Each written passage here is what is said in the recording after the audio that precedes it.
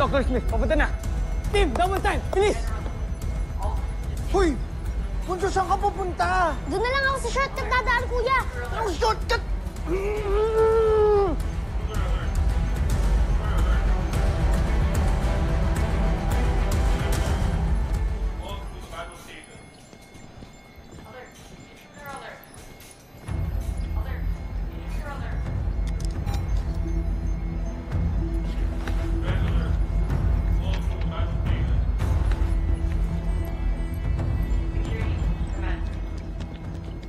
Dr. Smith!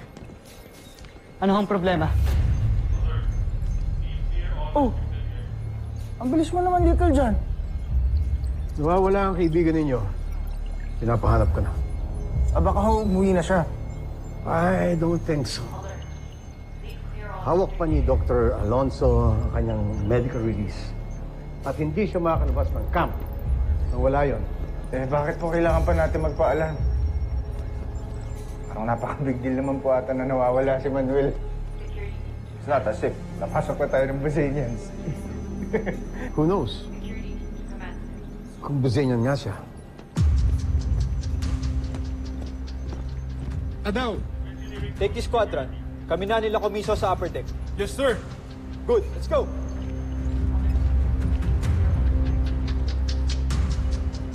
Make way, we have to check your rooms!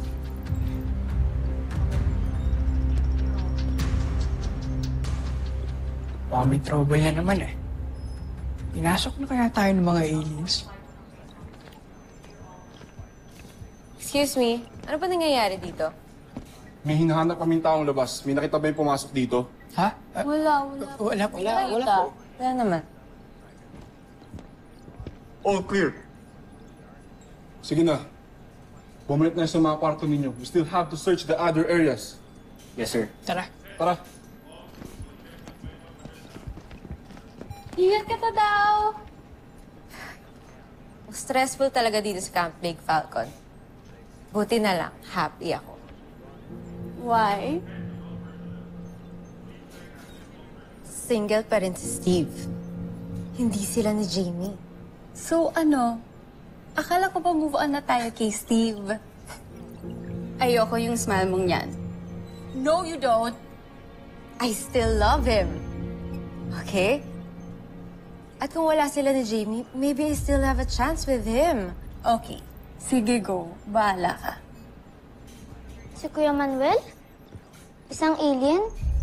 Imposible naman. Oo nga po. At saka, di ba, Dok, nakita naman po sa scan na tao siya? You're being so naive. What if nagawan lang ng kalaban natin mabypass sa scanner natin? I agree. Kayo ba? Hindi ba kayo nagtataka sa mga kinikilos ni Manuel?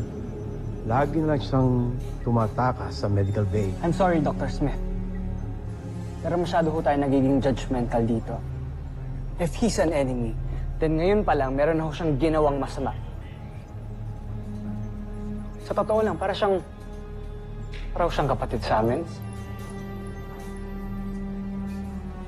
Di ako pwedeng magbakasakali. I cannot put this camp at risk. At lalong-lalo na kayo. Kayo ang last line of defense. Kapag may nangyari sa inyo dahil sa kapabayaan nating lahat, who will protect our planet?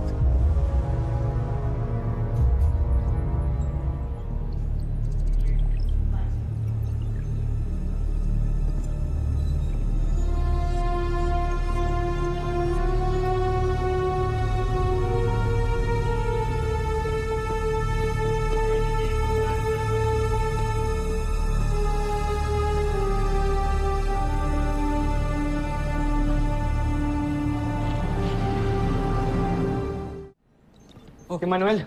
Steve. Big Bird. O ano? Dr. Smith! We found him. Nandito si Manuel. Saan ba nang galing? Bakit? Anong problema? Ikaw, nawawala ka daw ulit kaya nagising kami lahat dahil sa alarm. Bakit nandito ka pa? Sensya na. Napapagod kasi ako sa kwarto. Hindi ako makatulog. Hindi ako niniwala sa story mo. I want you. out of this camp. Dr. Smith. Now, Steve, ayos lang. Naiintindihan ko. Tsaka, sa totoo lang, paalis na rin ako. Pasensya na ulit. Teka, hatid ka na namin. no need. I will handle this. Sergeant Major, Doctor. maghanda ka ng military escort. Siguraduhin ilalabas tong sa camp si Manuel. Yes, Doctor. Kaya mo na ba talagang umalis, Kuya Manuel?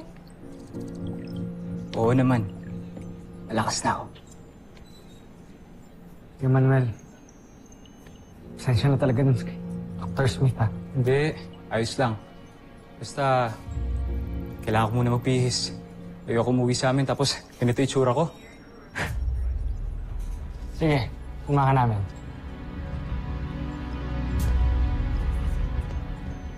Mark, saan ka pupunta? Susundan ko sila. I don't trust the guy.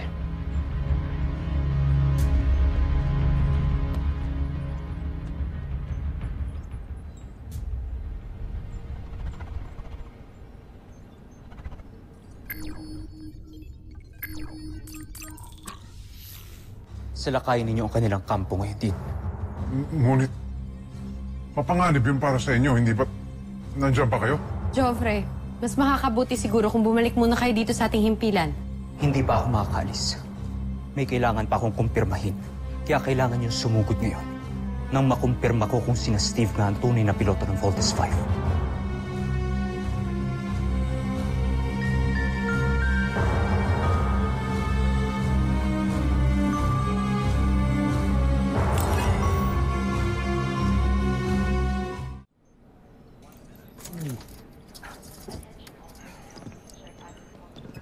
Uy! Makain ka na naman? Nagugutom ako eh. Kakain mo lang, ha? Nagugutom na ako.